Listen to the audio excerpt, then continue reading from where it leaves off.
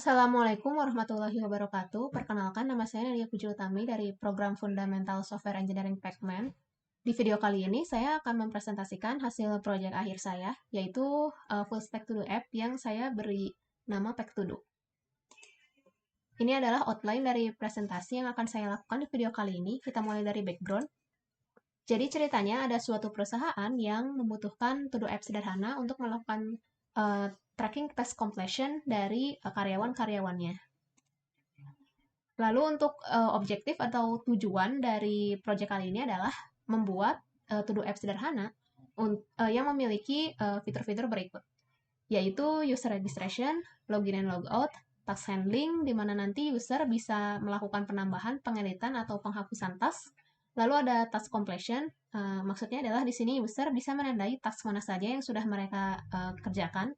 Lalu ada task organization, di mana nanti task akan dikategorisasikan berdasarkan project-nya. Lalu ada project handling, di mana nanti user bisa menambahkan, mengedit, atau menghapus projects. Lalu ada fitur filtering, jadi nanti task bisa difilter berdasarkan project-nya. Lalu untuk flow code dari aplikasi yang saya buat adalah sebagai berikut. Jadi jika user belum memiliki account, maka user bisa mengakses registration form. Nanti data yang di-submit dari registration form tersebut akan disimpan di dalam database. Lalu selanjutnya, jika user sudah memiliki account, maka nanti user bisa login melalui login page menggunakan email dan password yang sudah didaftarkan ke database. Lalu jika user berhasil login, maka nanti aplikasi akan menampilkan task dan projects yang tersimpan di database. Lalu user bisa melakukan penambahan, pengeditan, atau penghapusan task atau project, dan user juga bisa menandai task mana saja yang sudah beres dikerjakan. Lalu task ini nanti dikategorisasikan berdasarkan project-nya. Lalu selanjutnya, user bisa melakukan filter task berdasarkan project-nya, dan jika user sudah beres, maka nanti user bisa melakukan logout. Lalu ini adalah IRD dari database yang digunakan di aplikasi kali ini. Jadi di sini ada 3 tabel yang berhubungan, yaitu tabel users, tabel projects, dan tabel task. Tabel users adalah tabel yang digunakan untuk menyimpan data-data users seperti nama, email, dan password yang sudah di-hashing. Lalu tabel projects menyimpan data-data yang terkait dengan projects yang dibuat oleh user. Jadi di sini ada user ID dari user yang membuat project tersebut, lalu ada nama projectnya dan juga description projectnya. Lalu tabel task ini adalah tabel yang digunakan untuk menyimpan task, menyimpan informasi dari task maksudnya. Jadi di sini ada user ID dari user yang membuat task, lalu ada project ID yang berkaitan dengan task yang dibuat, lalu ada title tasknya, ada description dari tasknya, ada due date-nya, ada is done di sini. Is done di sini maksudnya adalah data yang terkait dengan status dari task. Apakah tasknya itu sudah selesai dikerjakan atau belum. Lalu di sini ada tabel juga yang tidak berkaitan dengan tabel-tabel sebelumnya yang sudah disebutkan. Jadi ada tabel blacklist token yang berfungsi untuk menyimpan token yang sudah digunakan oleh user. Digunakan untuk login maksudnya. Lalu untuk requirements dari project kali ini adalah untuk front end-nya saya menggunakan React.js, Axios, CSS Tailwind, dan Daisy UI.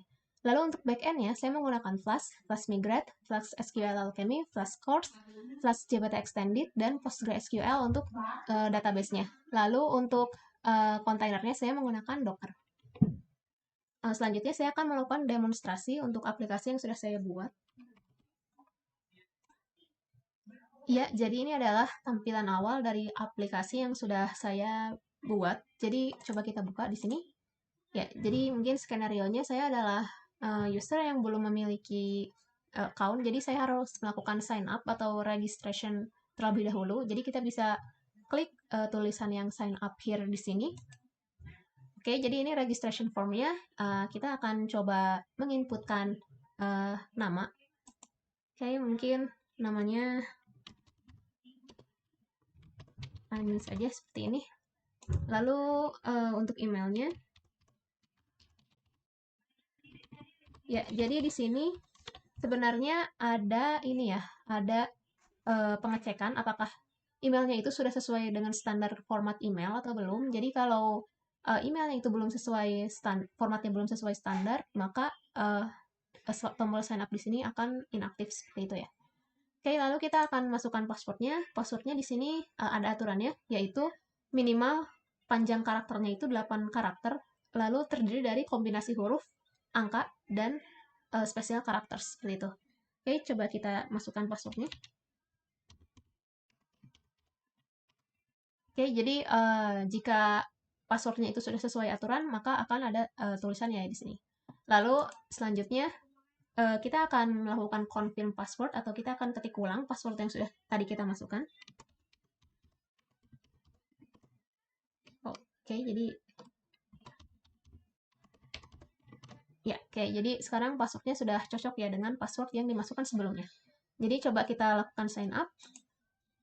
Ya, jadi di sini proses registrationnya sudah beres dan atau sudah sukses. Jadi kita bisa menggunakan email dan password yang sudah kita daftarkan tadi ya untuk login seperti itu.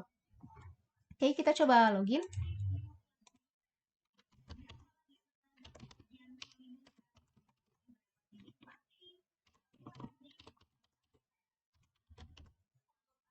Lalu untuk passwordnya,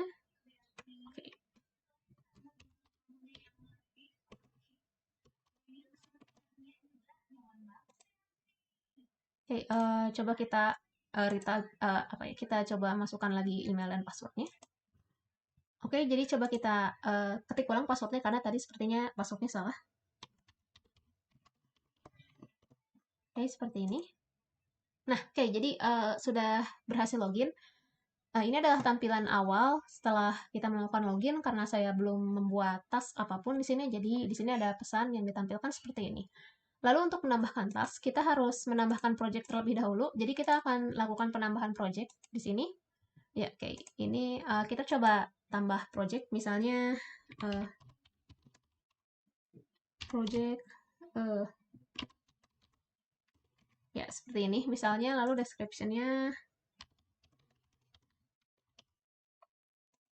Nah, oke, jadi di sini kita sudah berhasil melakukan penambahan project. Sekarang kita akan coba tambah beberapa project lagi. Ya, baik. Jadi saya sudah menambahkan beberapa project di sini. Sekarang kita coba edit salah satu project. Misalnya untuk project test one di sini, kita ubah description-nya menjadi this is project test one. Ya, oke. Jadi kita juga bisa melakukan pengeditan project ya di sini. Sekarang karena kita sudah menambahkan project, kita bisa menambahkan task baru. Misalnya di sini task one saja seperti ini, lalu due date-nya atau deadline-nya kita pilih 30 September. Lalu ini mungkin project test one seperti ini. Lalu untuk description-nya mungkin larum itu. Nah, seperti ini. Ya, oke, jadi kita juga sudah menambahkan task baru ya di sini. Jadi kita akan coba tambahkan lagi beberapa task seperti itu. Oke, baik, kita sudah mencoba menambahkan beberapa task di sini. Ya, jadi sekarang kita coba mengedit salah satu task. Di sini misalnya kita edit task 1. Ya, jadi di sini mungkin kita ubah task satunya jadi task 1 edited untuk title-nya, lalu due date-nya kita ubah ke 23 September. Lalu project-nya kita ubah ke project test 2 gitu ya. Dan description-nya kita tulis seperti ini. Oke, kita save. Ya, jadi di sini task 1 sudah berubah ya. Jadi fitur task-nya sudah berjalan. Fitur edit task-nya sudah berjalan maksudnya. Oke, selanjutnya kita coba fitur yang lain, misalnya fitur untuk menandai task yang sudah selesai. Misalnya task 2 sudah selesai, kita tekan tombol yang warna hijau ini. Ya, seperti ini. Jadi ketika ditandai sudah selesai, ada efek strike through-nya seperti ini. Lalu kita coba task yang lain, kita tandai sudah selesai, misalnya task 4. Ya, kayak jadi di sini ya.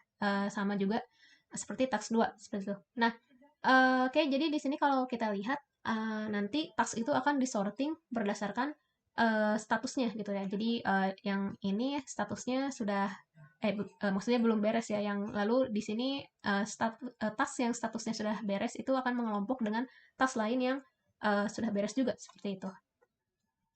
Oke, lalu selanjutnya kita akan coba filtering task berdasarkan project. Oke, jadi di sini ada tombol filtering untuk memfilter task berdasarkan projectnya. Misalnya untuk project test 1 di sini, ya. Jadi di sini hanya menampilkan task yang berasosiasi atau berkaitan dengan project test 1, lalu project test 2 seperti ini, dan project test 3 seperti ini.